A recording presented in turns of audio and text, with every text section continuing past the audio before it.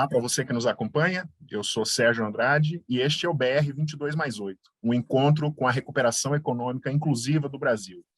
E para conversar sobre propostas e caminhos para o desenvolvimento brasileiro, eu recebo hoje Isabela Teixeira, ex-ministra do Meio Ambiente, de 2010 a 2016, durante os governos Lula e Dilma. Isabela também atuou como servidora pública no IBAMA e como subsecretária de Meio Ambiente do Estado do Rio de Janeiro. Em 2013, ganhou o Prêmio Global Campeões da Terra da ONU Meio Ambiente pela sua contribuição sempre muito significativa para reduzir o desmatamento na Amazônia. Isabela é PhD em Planejamento Ambiental, Políticas Ambientais, Energia e Mudança do Clima pela COP da UFRJ. Isabela Teixeira, uma alegria tê-la com a gente. Seja muito bem-vinda. Muito obrigada por essa oportunidade de poder conversar com vocês. Em 2022, o Brasil completa 200 anos de sua independência, ano que também entra para a história como uma eleição fundamental para o povo brasileiro, marcada por grandes desafios políticos e crises no campo social, econômico e ambiental. É um ano decisivo. Daqui a apenas 8 anos, o Brasil tem um encontro marcado com seu futuro. Seremos um país mais desenvolvido, mais sustentável, mais justo? Este é o compromisso que assumimos em 2015 nas Nações Unidas, quando assinamos um acordo com quase 200 países, criando uma nova agenda mundial, os Objetivos de Desenvolvimento Sustentável. O BR 22+8 é um chamado para a década de ação, é resultado de um desafio: como construir uma agenda de recuperação econômica inclusiva. A partir daí, com a colaboração de especialistas renomados, foram elaborados 6 estudos em conjunto de propostas concretas sobre temas de desenvolvimento sustentável para os próximos anos. E para abrir os eventos do BR 22+8, vamos falar sobre crise climática e transição. No contexto das crises que nos afetam, a urgência de soluções para a transição justa para uma economia de baixo carbono, a necessidade de uma recuperação econômica pós-pandemia e o combate à desigualdade são desafios que estão interconectados. São muitas as razões que mostram a necessidade de unir sustentabilidade, coordenação política, diálogo social e tecnologias. É por meio de uma infraestrutura digital de qualidade que o boom de inovações, como, por exemplo, a agricultura de precisão, inserção de chips em rebanhos, árvores, ou a própria indústria 4.0 serão viabilizados, revolucionando produtividade e modelos mais sustentáveis, tanto no campo quanto nas cidades. E, apesar dos avanços, o Brasil, os recuos são muitos, né? E estão associados a uma agenda ambiental na atual gestão do Executivo e também na legislatura do Congresso Nacional.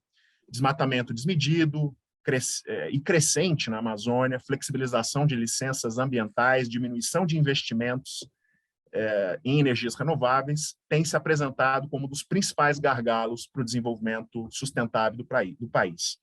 Por isso, nós conversamos com Isabela Teixeira e logo pergunto a você, Isabela, como a atual agenda política ambiental do governo federal tem impactado as relações do Brasil no campo diplomático, econômico? Que oportunidades estamos deixando de aproveitar?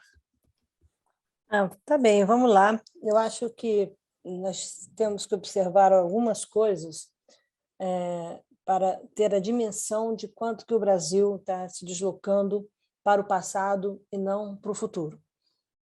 Esse deslocamento do Brasil para o passado, porque ele não está alinhado com a contemporaneidade, ou se quer buscar esse alinhamento, está buscando de maneira muito fragmentada, sem permitir credibilidade e confiança, tanto na sua sociedade quanto nas suas parcerias internacionais, que são parcerias vistas ou percebidas por muitos como parcerias de curto prazo, de interesses de curto prazo. É como se você tivesse que resolver a exportação do ano que vem. Quer dizer, um país que fala de planejamento estratégico da agricultura brasileira, que tem um papel essencial para a segurança alimentar do mundo, e falta fertilizante a projeção de faltar fertilizante em setembro. Quer dizer, você quer falar de planejamento, de visão estratégica, estoura uma guerra e você fica... Em setembro, você não tem estoque, você não tem absolutamente nada. Então, é óbvio que, é por isso que eu falo, o Brasil puxa e tem uma ambição hoje, quase sem limite, de ser um líder dos anos 90, e não ser um líder da contemporaneidade ou se inserir na contemporaneidade. E aí é o meu ponto de reflexão, se você me permitir. Nós temos que discutir o país no futuro.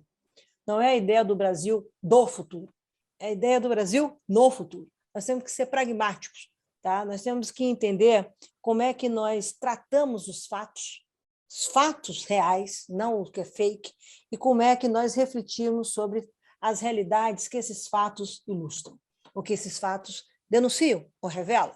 Então, quando nós nos debruçamos sobre, como você fez referência, à perda de controle sobre o desmatamento da Amazônia, tá? Isso é a fotografia. Você está vendo um desmatamento ampliar-se sem controle, expondo a fragilidades e as capacidades institucionais, por exemplo, das Forças Armadas, que foram envolvidas nisso de uma maneira completamente desvirtuada dos seus objetivos e das suas capacidades institucionais, e o resultado dessa estratégia que o Brasil tomou no início do atual governo federal é uma entrega sucessiva de desmatamento. Então, se nós formos olhar do ponto de vista objetivo, o engajamento das Forças Armadas, da forma como foi feito para combater o desmatamento, resultou num absoluto fracasso das políticas públicas no Brasil. É um fracasso, porque o resultado objetivo é o aumento do desmatamento, né? E, mais do que isso, uma alocação brutal de recursos, com a imprensa vive, recursos financeiros, denunciando, inclusive, aplicações sem os fins que estão orientados para o combate ao desmatamento. Mas quando você olha o desmatamento, eu estou pegando esse assunto de propósito, ele não esconde só isso, ou ele não revela só isso. Na realidade, nós estamos falando de corrupção, nós estamos falando de desigualdade, nós estamos falando de fome, nós estamos falando de pobreza, nós estamos de conflito de uso da terra, nós estamos falando de baixo desenvolvimento humano, nós estamos falando de um processo selvagem de extração de recursos naturais na Amazônia, como se fosse um colonialismo, um novo colonialismo brasileiro, não é o internacional. As pessoas querem falar de uma perspectiva de neocolonialismo europeu no Brasil, tem gente falando sobre isso no Brasil, que eu acho também uma visão muito estreita, mas, antes de tudo, nós, brasileiros, não temos uma relação estratégica e tampouco sustentável com a Amazônia. Nós não conhecemos a Amazônia, nós vemos a Amazônia como um problema, e a Amazônia é uma solução para esse Brasil contemporâneo que você está pontuando. Então, eu acho que o Brasil ele está usando as lentes erradas, os óculos errados, e, na minha perspectiva pessoal, ele não ainda entendeu, ele carece de uma visão estratégica do que ele quer com essa agenda, qual é o seu papel nesse novo contexto de mundo que se redesenha. Nós pertencemos ao mundo, né? A ordem internacional que o Brasil é signatário. E essa ordem internacional está sendo redesenhada neste momento.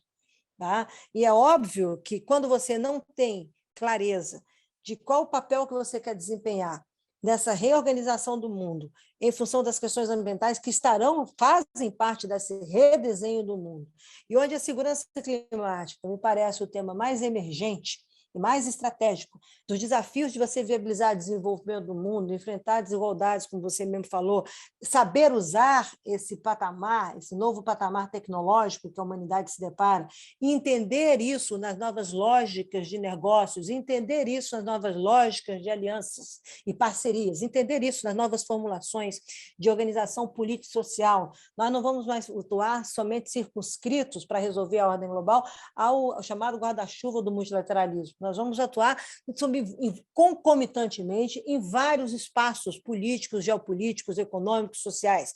E por quê? Porque o próprio Acordo de Paris, que se fez referência lá atrás, e a própria Agenda 2030, quando se traz os ODS, quando a gente propõe, nós temos clareza, nós tínhamos clareza, melhor dizendo, que só é possível avançar se você tiver uma pactuação com a sociedade global e com as sociedades nacionais. Todos nós somos corresponsáveis pelos acertos, pelos erros. Então, se nós não formos capazes de entender que você não se depara mais com um problema que toma e resolve o problema, não. As questões ambientais, quando você mexe com essa questão de sustentabilidade, você está mudando a dimensão de análise geopolítica. Ela não é mais só global, ela é planetária. Você começa a mexer. Por que é planetária? Porque, se eu não sou responsável, como no caso do Brasil, que eu acho que ele não está sendo responsável no seu papel de um ator estratégico da segurança climática do planeta, porque ele não protege a Amazônia de forma adequada, porque ele desperdiça recursos naturais, ele destrói a biodiversidade, etc., etc. Esta postura gera contribui de maneira efetiva para a progressividade do aumento de temperatura no mundo, o que gerará consequências nas condições de vida no planeta e não de forma homogênea. Então, você vai impactar porque você não está fazendo, como a gente fala, o seu dever de casa, ou você não está exercendo o seu papel, você não tem consciência do papel que você tem que exercer nessa equação global de transformação de mundo. O mundo, então, vem numa transformação e vem claramente numa divisão, autocracia e democracia, e isso está no coração da eleição brasileira. A única coisa que está no coração da eleição brasileira que dialoga com o mundo, porque ninguém está discutindo de maneira estratégica a questão, por exemplo, como você sinaliza, climática ou a questão da sustentabilidade. Ninguém está discutindo de maneira estratégica qual será o comportamento da agricultura brasileira tropical e importante numa visão dos seus próximos 30 anos, não na visão de 45 anos, quando se tomou a decisão que o Brasil iria deixar de importar alimentos. Nós continuamos com o retrovisor para o passado, a gente não está virando, a gente não está conversando. Se eu tenho 50%, 60% de vegetação nativa, isso não foi intencionalmente feito, porque nós degradamos, e, por outro lado, a pergunta que se faz é como que eu chego em 2030, como é que eu chego em 2050, com os alinhamentos de ODS, sustentabilidade, que é a única agenda que permite, o único caminho que permite que a humanidade entenda como é que as coisas se relacionam e entenda que ela terá que desenvolver uma nova relação com a natureza e ser guiada para ser afirmativa no momento contemporâneo, de uma maneira mais justa, mas sem repetir simetrias. Nós estamos indo exatamente para o contrário. A minha sensação é que essa disputa de curto prazo do mundo, que terá consequências bastante importantes, acho que a gente tem que acompanhar com muita atenção a guerra, mas não só a guerra, o impacto da guerra numa ordem internacional que nós conhecemos, que nós vivemos e que nós estamos acostumados ou adaptados às relações políticas e geopolíticas e econômicas que derivam disso, e, por outro lado, o que está emergindo, o que necessariamente tem que emergir, Sérgio, considerando o que veio para ficar. E o que veio para ficar é uma parte chamada, uma dimensão da crise ambiental planetária, e que determina ao homem uma nova relação com a natureza, e essa determinação não significa que você tem tempo para comprar. Não, tá bom, eu vou pensar sobre isso mais à frente, como nós passamos os últimos 30 anos fazendo. Reconhecemos o problema com o Rio 92 e estamos vindo com a ciência, identifica daqui. Não, acabou, não tem mais tempo, porque o aumento de temperatura de 1 grau centígrado já é real. Nós continuamos aumentando as emissões no mundo, com alguns casos pontuais de redução importante, etc, etc. O Brasil, durante a pandemia, todos os países do mundo pararam de emitir. Claro, parou a economia do mundo, o mundo parou, né? Veio um vírus, veio uma coisa da natureza, falou assim, para o mundo. E parou, e, de repente, todo mundo era igual. Nós fomos iguais em 2 situações com a crise da pandemia. Isso é muito interessante. Não tínhamos alternativa para onde ir, o rico, o pobre, etc., todo mundo teve que ficar onde estava, você não tinha essa história, eu vou embora para Genebra. Como? O mundo fechou. E a segunda coisa, estavam todos iguais, todos nós expostos ao mesmo risco da morte. Mesmo risco. Não tinha, você podia se trancar em casa e você ouvia que alguém pegou Covid trancado em casa.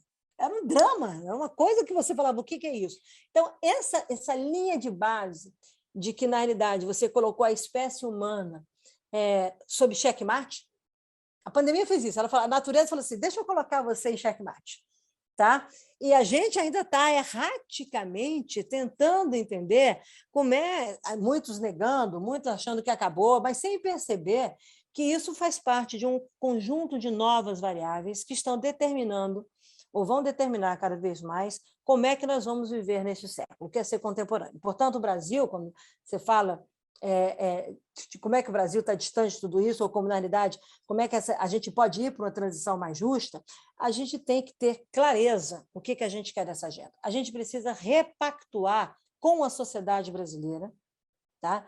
Como é que nós vamos viver num mundo onde a incerteza ambiental é uma variável de risco que está na equação de tudo que a gente conhece. Eu digo que o Brasil de hoje é um Brasil que tem uma distância enorme, a distância política enorme do que acontece, o que está vindo, o que está surgindo nas chamadas novas as novas emergências políticas do mundo. E como a gente até agora não vai morar em Marte, porque é quente pra caramba, não tem oxigênio, embora tenha 3 empresas aí competitivas que possam te levar, quem gosta disso, a grande verdade é que a gente tem que resolver aqui. E resolver aqui é entender como é que os impactos, os processos de desenvolvimento e esses novos caminhos que a tecnologia, os arranjos, as parcerias, os novos formatos de cooperação internacional, isso, como é que esse conjunto de coisas vem para que você capture e desenhe, tá, os seus interesses, desenhe a sua visão de protecionismo, de como é que você se protege, como é que você age pelo futuro e você não reage com base no passado. O Brasil insiste em trazer o passado para o presente, isso não o Brasil tem que saber que o passado fica no passado e tem que, mesmo glorioso, tá? E você tem que saber hoje construir essa ambição de futuro, de um país no futuro, na minha opinião, trazendo o futuro para o presente. Você terá que várias dessas variáveis do futuro estão na mesa. Incerteza, tecnologia, clima, são variáveis novas. Tá? A gente não discutiu isso antes, na década de 90. A gente discutiu isso numa outra perspectiva, numa dominância muito grande, uma predominância de multilateralismo, de uma ordem internacional com hegemonia do Ocidente, e não é mais nada disso. Então, eu acho que, respondendo a você, o Brasil, se quiser tomar conta dessa agenda, ele não só defenderá os seus interesses nacionais, importantes serem qualificados no século XXI, não no século XX, mas ele também tem uma capacidade de liderar, tá? E uma capacidade de ajudar o mundo a ser mais justo, ser melhor. O Brasil é o país que mais produz vida no planeta, né? E, por outro lado, é um país que está optando no curto prazo pela morte. Eu acho que a gente tem que mexer disso de outro jeito, e a sustentabilidade, ela tem uma coisa, meu último comentário, que ela é muito sensível, eu acho muito bonita. Ela trabalha com a perspectiva de hoje e da próxima geração. Os jovens que aí estão, vocês são muito jovens, daqui a 10 anos estarão tomando decisão. É importante ter esse processo, essa trajetória de transição, por isso que a transição é tão importante. Ela também não só de dimensão de inclusão política, econômica, mas ela é de formatação de espaços e de amadurecimento dos debates políticos, econômicos, sociais sobre as ambiguidades desse país, para que uma nova geração possa estar, em 2030, exercendo o seu papel de liderança de um país muito mais bem preparada do que ela está sendo hoje preparada. Ela tem que ser propositiva, na minha opinião, ela tem que ser ambiciosa, ela tem que ser disruptiva, criativa, solidária, e nós estamos perdendo tudo isso quando a gente fica discutindo se devemos ter uma ambição, por exemplo, para a Amazônia da década de 70. A Amazônia tem que ser vista como solução para o Brasil, mas para isso ela precisa pertencer ao Brasil e não ser vista como algo intangível dos brasileiros. Antes, eu sugeriria, para fazer uma provocação aqui, que antes das pessoas terem interesse de conhecerem Miami, Orlando, viajem para a Amazônia. Tem uma dimensão de Brasil. Vocês vão entender o mundo muito melhor quando chegarem nesses outros países.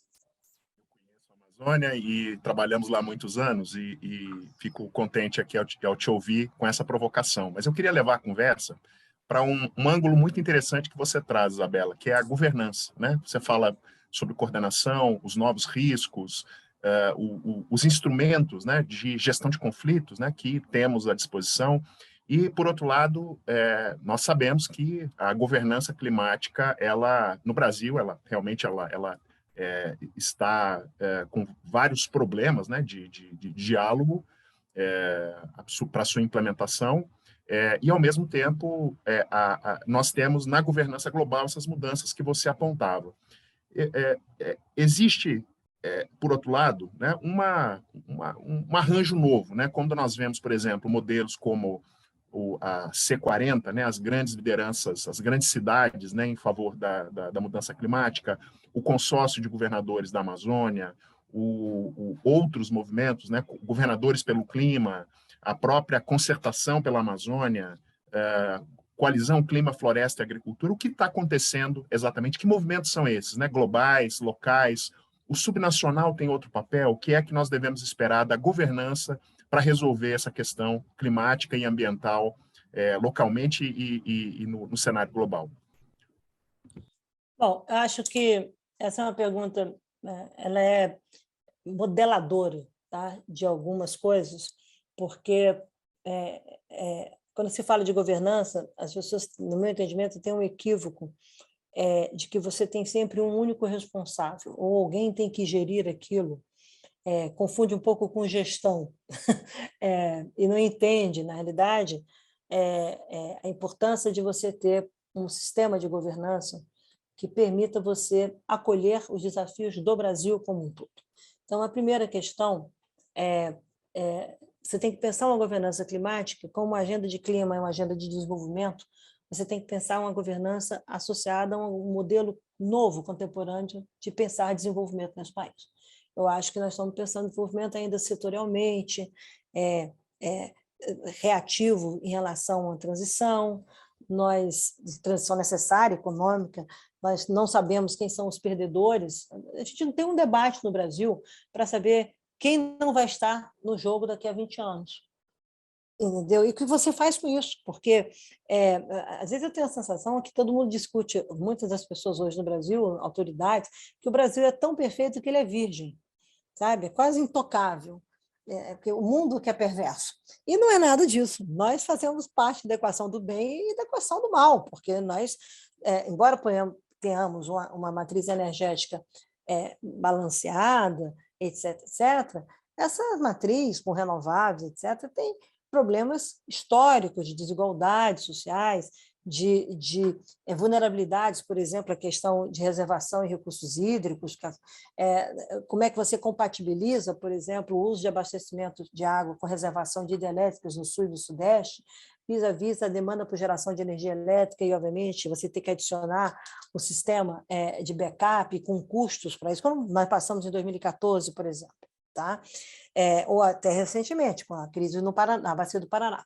Então, é óbvio que a primeira questão de governança é entender que nós estamos falando das novas perspectivas de desenvolvimento, trajetórias, e isso não vai cair do céu, isso terá que ser contado, como eu gosto de falar, você tem que contar novas histórias sobre o futuro, tá? E não reinventar histórias do passado. Então, a primeira, para você, como é que você monta um sistema de governança climática, você tem que pensar, no meu entendimento, o que você quer dessa agenda, qual é o papel político, geopolítico que o Brasil quer exercer e que ele quer construir, qual é a fotografia dele hoje no momento, qual é a capacidade dele de influenciar parcerias, não só comerciais, tecnológicas, estratégicas, geopolíticas, tá? O que o país é capaz de oferecer, induzir, informar e se beneficiar, né? E, por outro lado, quais as corresponsabilidades desse país, por exemplo, como um ator estratégico na segurança climática do planeta, que não tem 1,5 graus se não tiver a Amazônia em pé.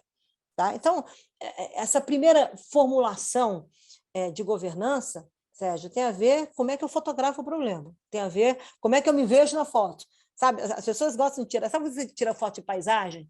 Você nunca está na foto, é o Brasil. Hoje ele tira foto de paisagem.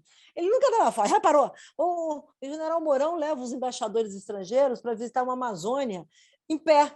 E não mostra a Amazônia que a gestão dele está entregando desmatamento. E acha que ninguém está vendo isso. Você fotografa sem você estar na foto. A primeira coisa, a questão climática, você tem que fotografar com você na foto.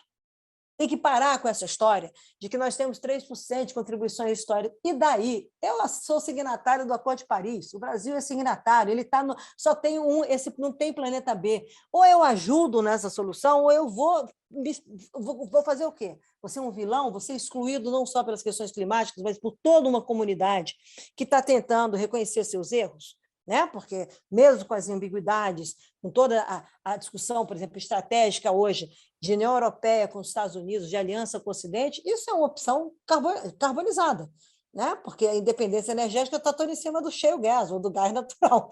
Tá bom, você quer chamar isso de renovável, você pode até chamar, você chama, olha, eu tive um filho, chama Pedro, se você não gostar do Pedro, a filha chama Pedra, esse é problema meu, mas você não vai me dizer, entendeu, que o meu filho não tem nome de mineral, tem. Então, é óbvio que essa história precisa ser melhor contada quando você tira a fotografia. E tem que saber tirar a fotografia sem Photoshop, que é outra coisa que o Brasil faz. O Brasil, quando ele ousa fotografar melhor, assim, não, tem alguém lá, por exemplo, na agricultura, você tem pessoas muito legais, pessoas que são contemporâneas, que estão entendendo o papel, tiram a foto com um certo Photoshop. tá? Eu acho melhor tirar a fotografia, como você tem que parar com isso. O Brasil tem que tirar a foto com ele. E aí que está. Você tem várias fotos desse Brasil em relação a esse big picture global.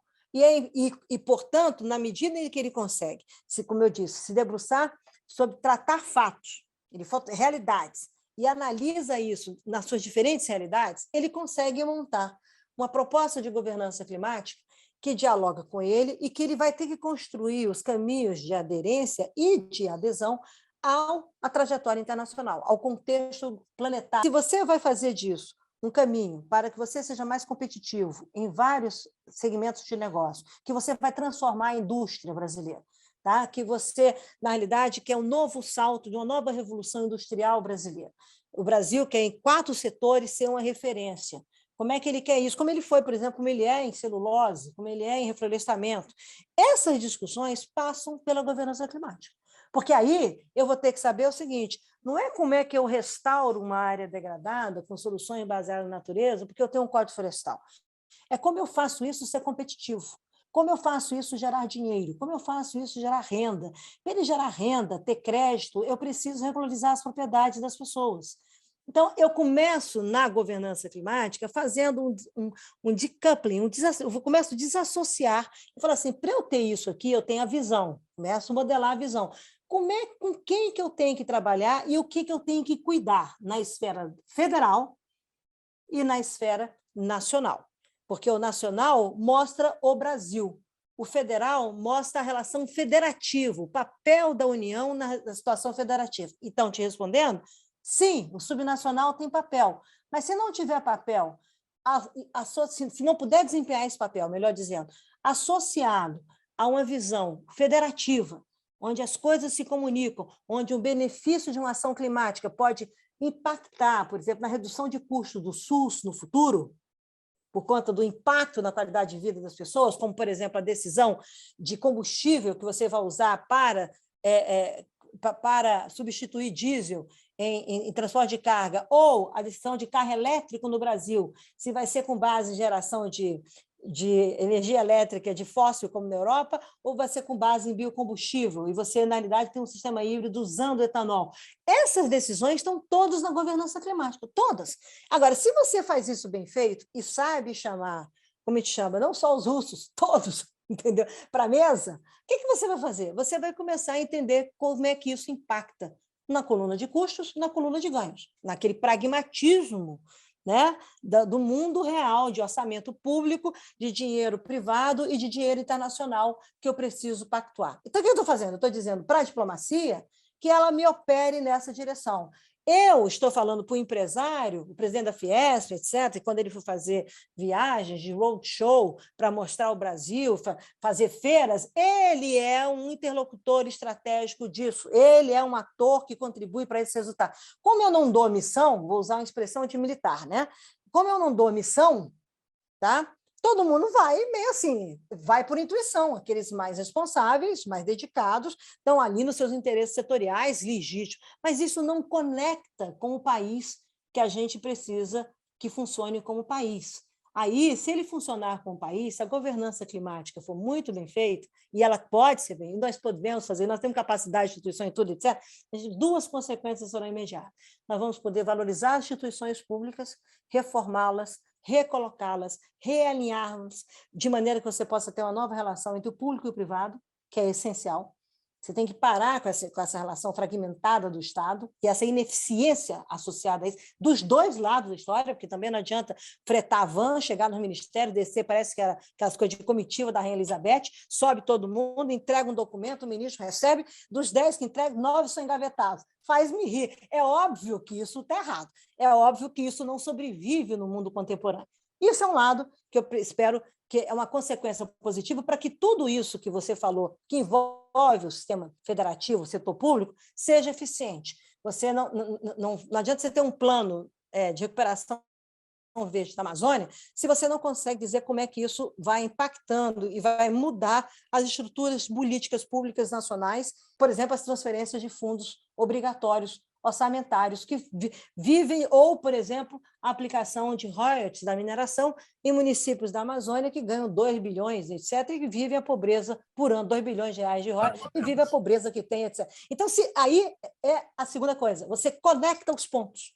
A governança climática, como ela é uma governança de desenvolvimento, ela é uma governança para conectar pontos no presente e como é que você quer trazer o futuro para o presente, como é que você quer estar no futuro. Então, se eu não vou ter carvão no Brasil, tá? Como é que eu faço com mais de 100 mil pessoas que vivem disso em Santa Catarina daqui a 20 anos? Ou democratas?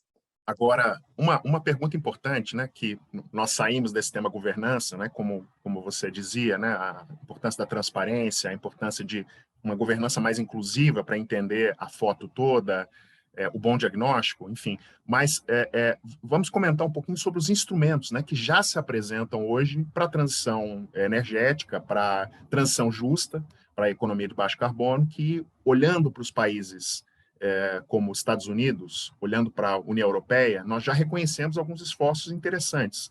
A nossa conversa começou dizendo que recuperação econômica caminha, né, com a ideia de transição ecológica, pode caminhar, e nós vemos hoje instrumentos como o Pacto Ecológico Europeu, nós vemos o Plano Americano de Emprego, o mecanismo, né, de transição justa, né, prevista pela União Europeia. Nós não temos o bolso, né, da União Europeia, não temos o bolso dos Estados Unidos, mas os instrumentos estão aí, né? O que falta para o Brasil? Como é que esses instrumentos, como é que esses planos tão ambiciosos, o que eles têm a nos ensinar? Qual é o caminho para o Brasil, olhando para a experiência internacional que já tem acontecido, inclusive em nível territorial, Isabela? Eu acho tem duas palavrinhas que são importantes: credibilidade e confiança, para fora e para dentro. Tá? Você não muda. A Europa, esses instrumentos que aparecem, etc., a Europa tem essa questão hoje como um valor para a sua classe média.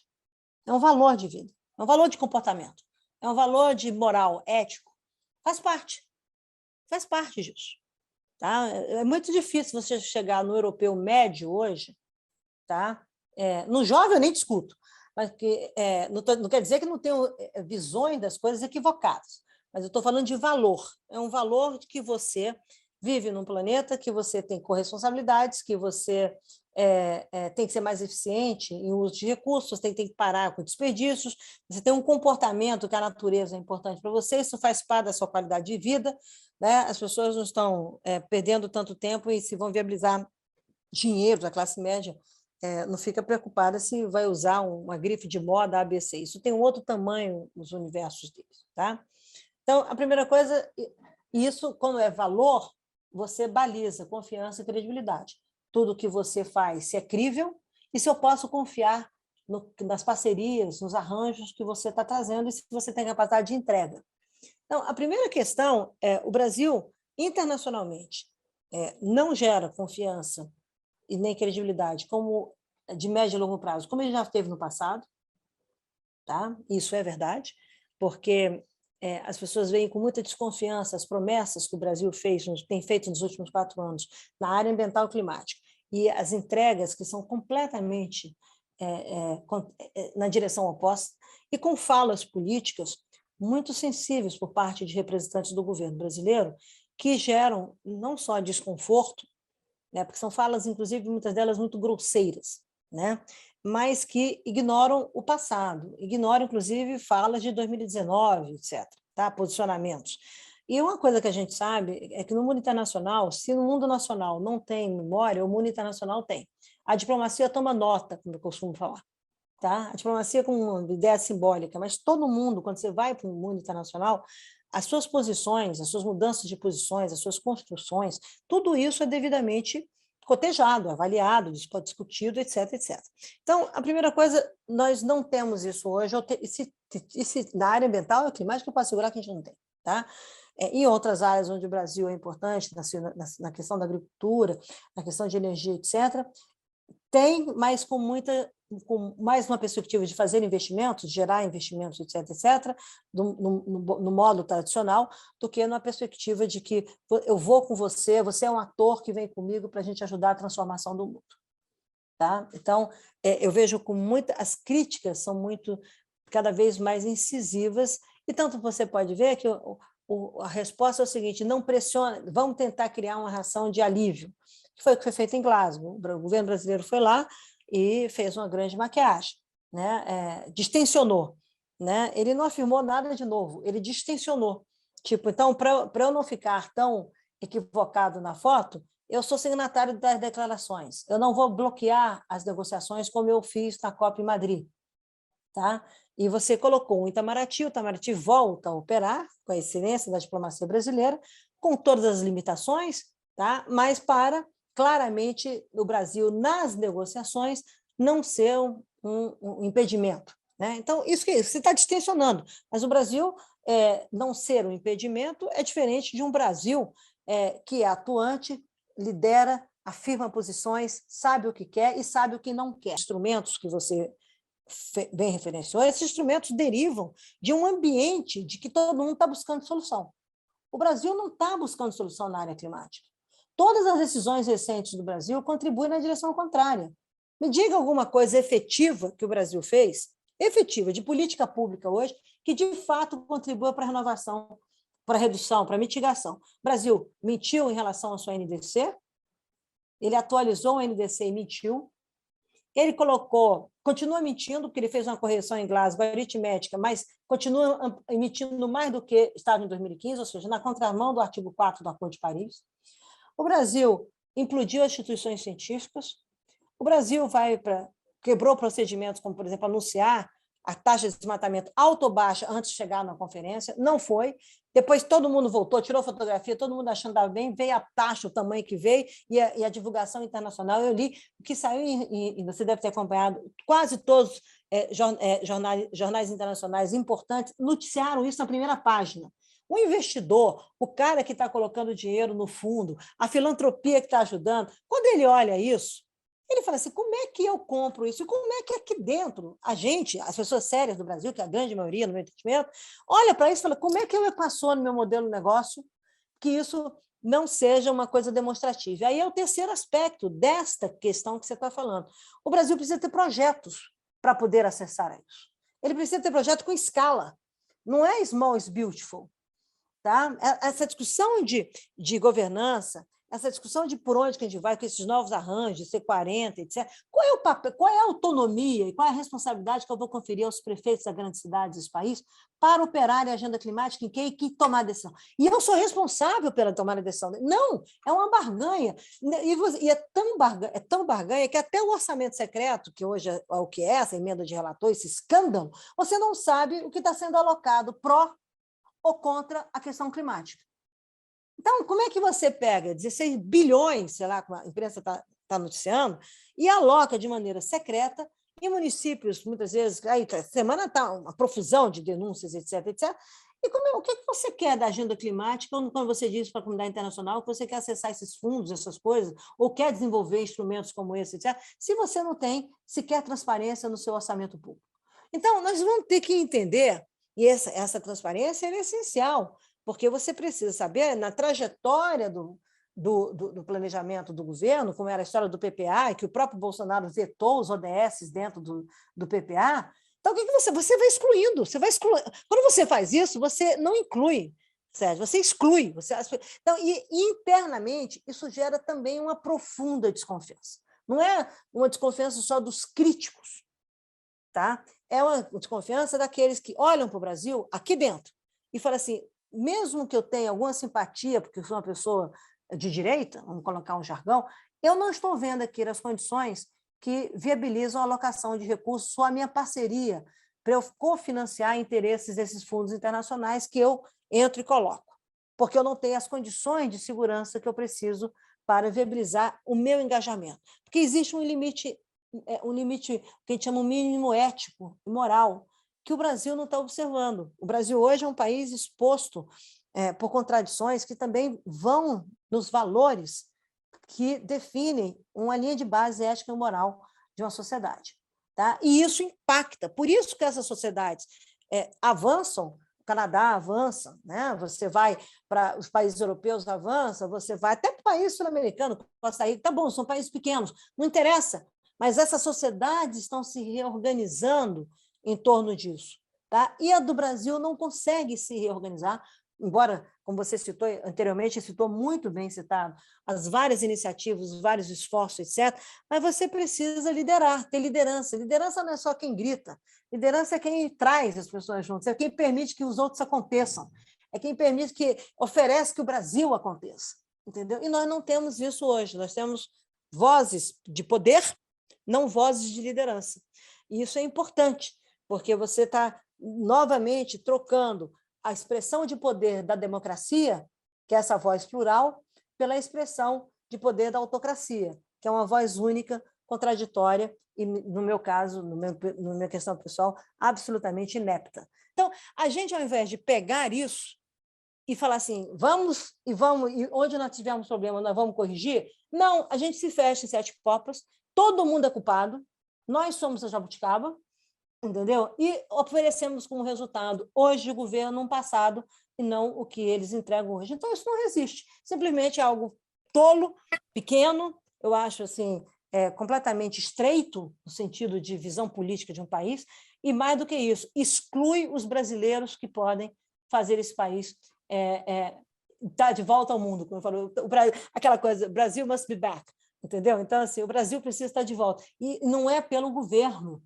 O governo só tem que, para mim, o governo ele tem que abrir, não é só pelo governo, ele tem que abrir as portas, ele tem que ter a mensagem política, tem que fazer uma boa regulação, tem que manter a democracia. Agora, tem que chamar os outros caras, tem que chamar as outras pessoas e tem que colocar essas pessoas dentro da sala e tem que pegar os jovens e pegar os velhos e falar assim, agora vem cá, por onde que a gente vai? E tomar decisão. Isso é importante para o governo. O governo precisa tomar decisão na direção certa. Aí, na hora que é sempre normal, alguém tem que tomar decisão. Né? Você tem que andar e tomar decisão. E aí o governo tem que tomar decisão fundamentado, e aqueles que não estiverem no conjunto da decisão não precisam ficar entrando no Supremo, questionando se é constitucional ou não. Entendeu? Entenda o processo da democracia, tá? E tenta construir o próximo passo. Porque é assim que todo país, é assim que a Europa faz, é assim que o Canadá faz, é assim que os Estados Unidos fazem, que a África do Sul está fazendo. Olha, que a Índia, com aquele populismo de esquerda todo lá, com aquela maior democracia do mundo, dialoga, tem muita gente feliz. Agora, enquanto a gente estiver no recuo, entendeu? Empurrando, gritando, xingando, etc., etc., o mundo vai continuar dizendo que nós estamos fora e, infelizmente, nós teremos que pagar um custo muito alto para o nosso desenvolvimento, porque não temos dinheiro para isso. Nós não somos Estados Unidos nem China, né? E temos dinheiros para assim, virar as costas para o mundo e falar assim, eu faço do meu jeito. Não é verdade, infelizmente. Esse é o potencial das agendas positivas, mais uma mensagem importante. Ministra Isabela Teixeira, queria agradecer muito aqui, em nome de toda a equipe, a sua participação, e especialmente a você que nos acompanhou até agora, e para que você conheça todas as propostas aqui comentadas pela ministra Isabela Teixeira, basta acessar reset.org.br e conhecer as propostas para a recuperação econômica inclusiva do Brasil. Até lá. Obrigado. Obrigada.